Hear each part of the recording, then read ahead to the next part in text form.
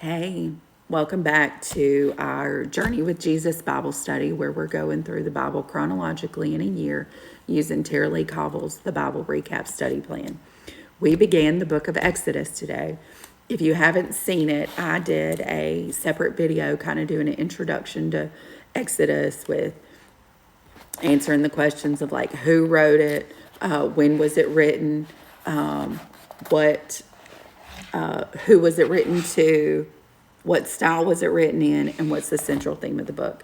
And whenever you're starting a new book of the Bible, it's really good to go through those things and answer those questions so that you have a context of what you're reading. I go in further detail in another video, but I just kind of wanted to talk about that a little bit here. All right, so Exodus, we're in chapters 1 through 3 today. And we see chapter 1 beginning with kind of a breakdown. Everything that I've read says like that Genesis and Exodus were kind of one book, and it was broken into two, because in our Bible it doesn't say this, but in I think in the original, but it said and these are the names of the sons of Israel. And so it's just a continuation of the story. What we see here, though, is that Joseph and all of his family are gone. All of those generations are gone. And we see that in verse 7, it says, "But the people of Israel were fruitful and increased greatly.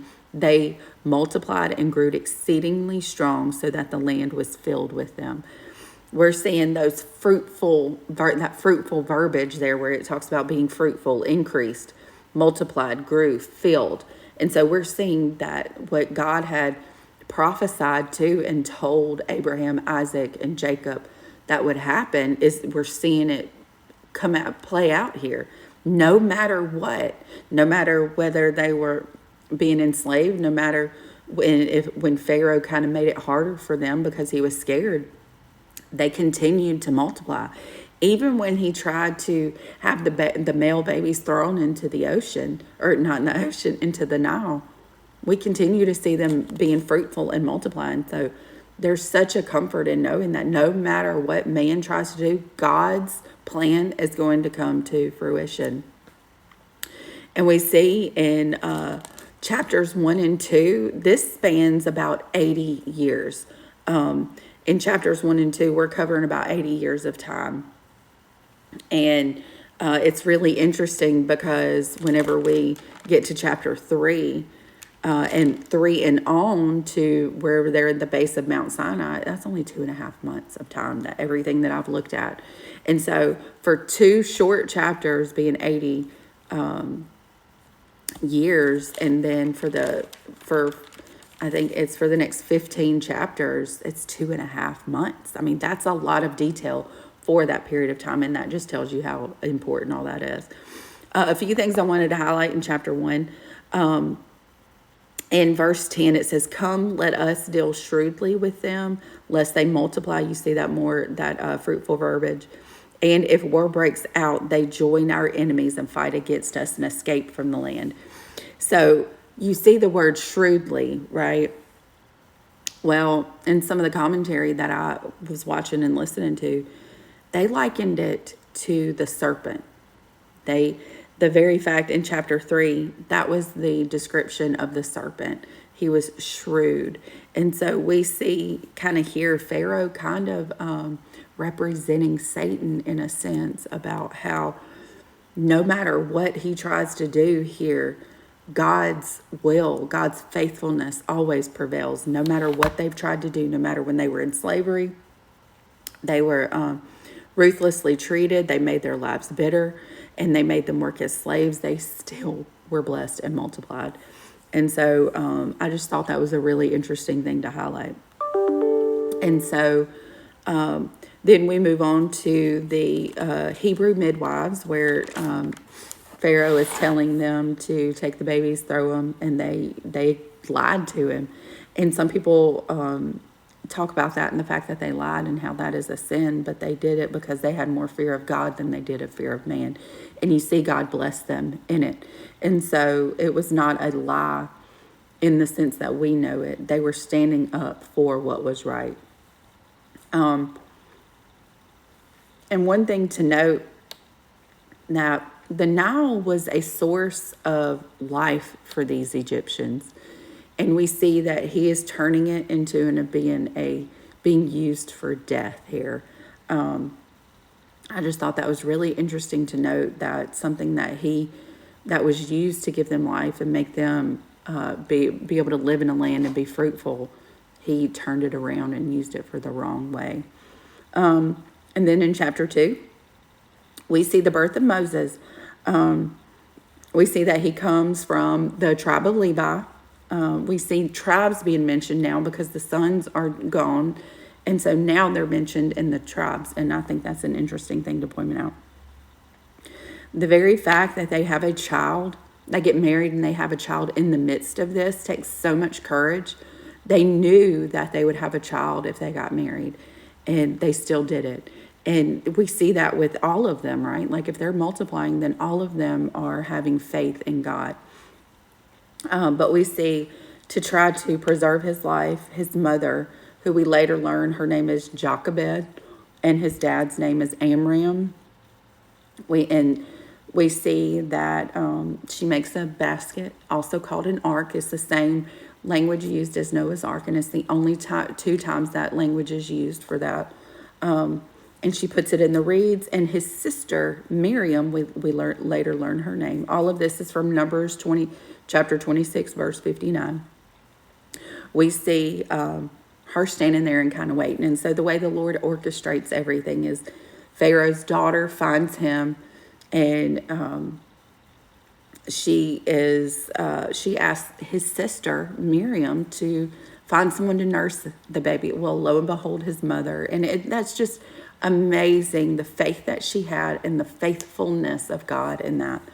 And she says in verse 6 that this is one of the Hebrew children. Well, how did she know that he was a Hebrew child? Because of his circumcision. I thought that was kind of an interesting little detail there. And then he grew up in the Pharaoh's house, and grew up just the way that his brother and all of them would have grew up in a royal household. And then we see he's about 40 years old. In verse 11, I'm trying to chew gum to help keep my voice clear. Moses flees to Midian, and so he's about 40 years old at this time. And so we see 40 years has passed. And he went out there, and an Egyptian was beating the Hebrew slave, and he ended up killing him and burying him, but then other people saw it.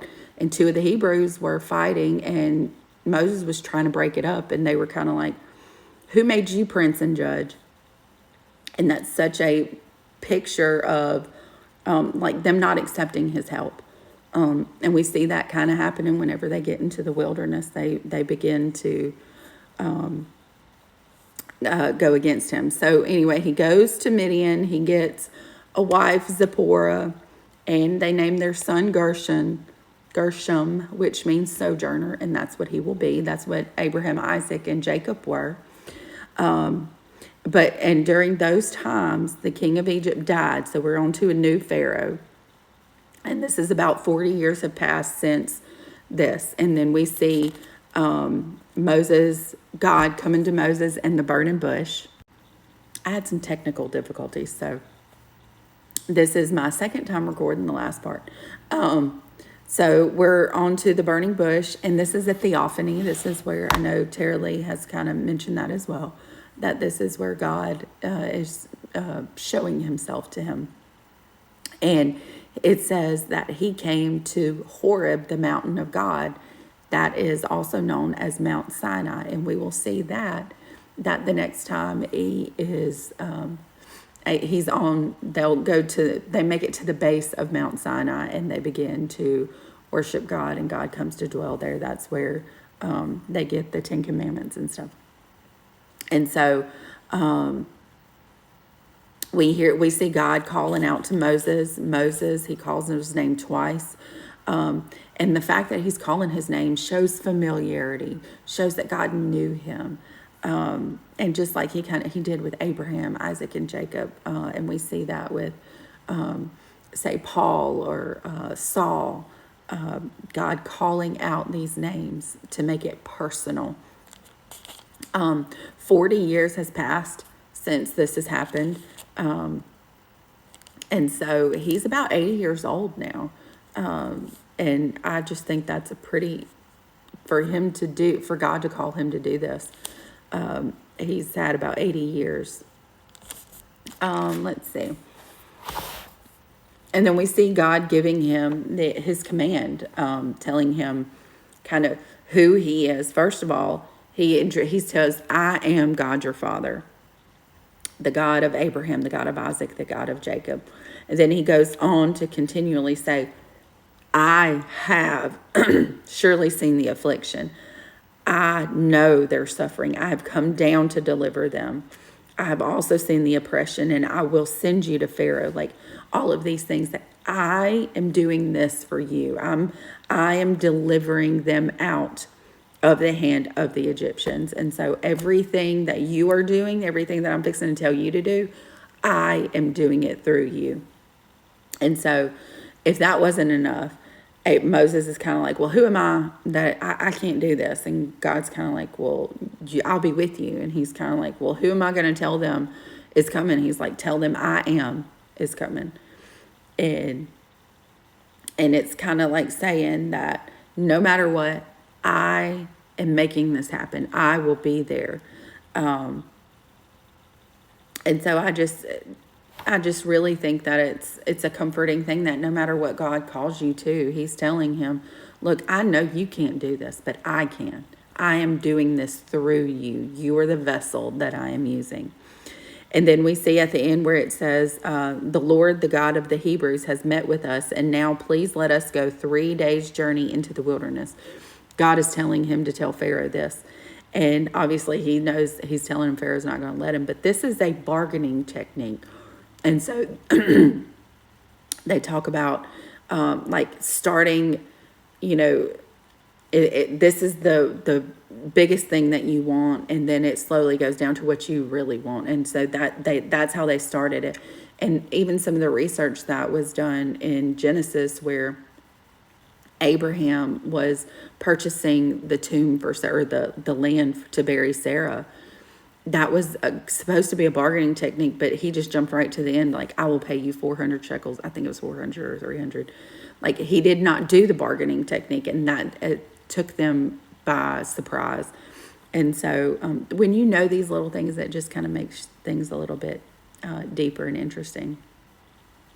And so we see at the end of chapter 3, it talks about how after that he will let you go. So after God does all this to Pharaoh, he will let him go.